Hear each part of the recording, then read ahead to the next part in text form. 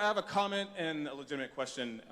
The comment being, while there's a lot of things I disagree with what you're saying, but I definitely agree with your opinions on how culture is ruining the black community and why blacks don't graduate from high school due to culture.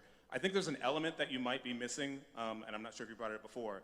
In the late 60s, early 70s, or late 70s, early 80s, when CIA introduced crack into the black community, which started a snowball effect of, blacks being overly criminalized for drug possessions, black fathers leaving the home and not sticking around, which led into, in the 80s of black children being being brought up without fathers, with mothers not being able to give them proper discipline. And while I do agree today that black communities suffer, for not having fathers in the household, but equally due to the culture around them. Like I suffered from it myself.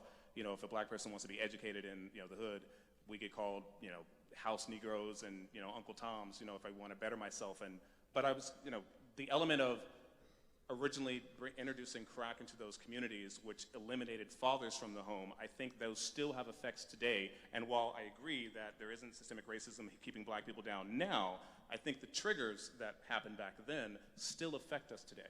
Okay, so obviously past affects present, no question. The question is who committed the injustice and who should be punished for it. As far as the CIA introducing crack in the black community, I'm going to plead ignorance on this one because I have no idea whether that's true. Okay, but I will say that when it comes to single motherhood in the black community, that did not start in the 1980s with crack. That started in the mid-60s with the increase in welfare. The increase in the welfare state dramatically increased the level of single motherhood in the black community. It was 20% around 1960. Today, it's in excess of 70%. Yeah. And again, I don't think that the crack epidemic can actually explain all of that because the crack epidemic really lasted from the early 80s to basically the early 90s. And you've seen it continue, the single motherhood's continued to grow actually in the black community. It's sort of stabilized now, but it continued to grow for a long while after that. Also, I think it's worthwhile noting that when we say things like, somebody introduced crack into the black community, whoever, quote unquote, introduced crack into the black community, and again, I have no information to substantiate your theory, but it is individuals who take crack, right? Unless you are forcibly being injected with crack, then you have to make the choice to take the crack in the first place.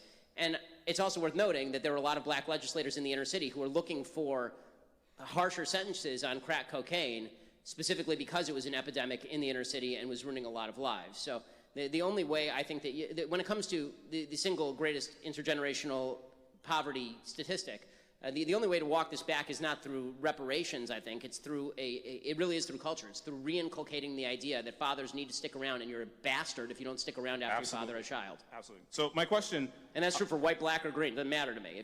I'm a dad of two. You abandon your kids, you are just the worst kind of piece of garbage. Absolutely.